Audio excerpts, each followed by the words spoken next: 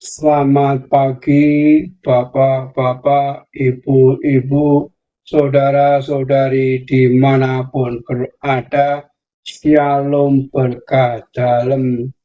Berjumpa kembali dengan Sugeng Pramono dalam renungan kisah singkat Santo Symphorianus Martir. Santo Symphorianus adalah seorang martir Kristus hidup di abad kedua. Ia berasal dari keluarga bangsawan tinggi dalam Kekaisaran Romawi. Ayahnya seorang senator bernama Faustus dan ibunya adalah Beata Augusta. Sebagai seorang pemuda yang melanjutkan studinya di kota Autun Gao, sekarang Perancis. Di Autun setiap tahun biasanya diselenggarakan perayaan besar untuk menghormati Dewi Pagan Cybele. Patung Dewi Pagan itu diusung mengelilingi kota dan orang-orang akan sujud dan menyembah berhala tersebut. Santo Symphorianus tidak sudi memberikan sikap hormat dan sujud sembah seperti yang dilakukan oleh orang-orang kafir di sekitarnya. Saat itu kemudian ia ditangkap dan dihadapkan kepada gubernur Autun yang bernama Heraklius. Atas pertanyaan sang gubernur, pemuda dengan tegas menjawab, "Namaku Symphorianus, aku seorang Kristen." Pada waktu itu jumlah orang Kristen sangat sedikit.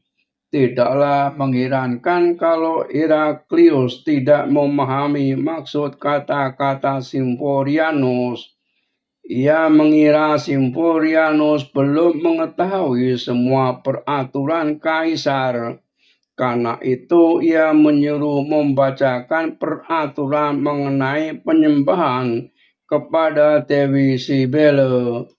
Sesuai pembacaan Symphorianus dengan tegas mengatakan, "Semua perintah itu sudah aku tahu, tetapi aku harus lebih menaati perintah Tuhanku Yesus Kristus, Raja segala raja."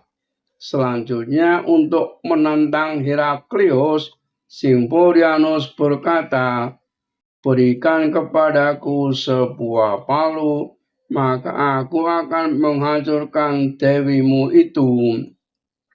Aku mau melihat apakah perbuatanku atas dewimu akan mengakibatkan malapetaka besar atas seluruh rakyat kota ini." Perkataan Santo Symphorianus membuat Heraklius sangat marah.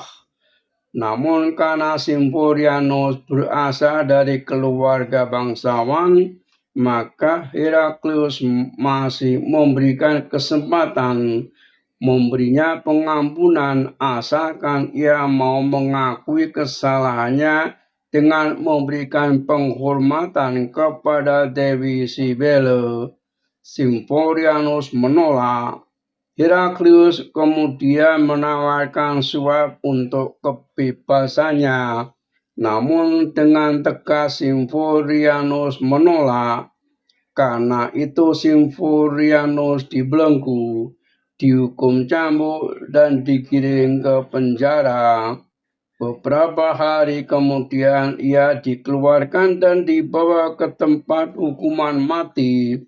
Penganiayaan hebat yang ditimpakan atas dirinya membuat badannya sangat lemah dan wajahnya pusat pasi.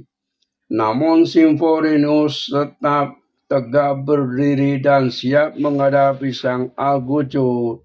Saat itulah dari dinding kota ibunya berseru dengan lantang, "Nate, nate Symphorianus, en mente habe Deum vivum." Budei tibi vita non tolitur sed mutatur en melius. Artinya kira-kira anakku, oh anakku Symphorianus, ingatlah selalu akan Tuhan. Hidup tidak dicabut, melainkan hanya diubah menjadi lebih baik.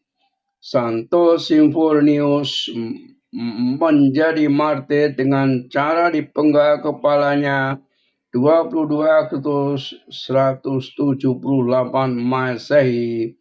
Perayaan 22 Agustus, lahir dan hidup di abad kedua, kota asal Alton Gao, sekarang wilayah Perancis. Bapak sebagai martir dipenggal kepalanya tahun 178 di Alton. Salam kasih, terpujilah Tuhan. Amin.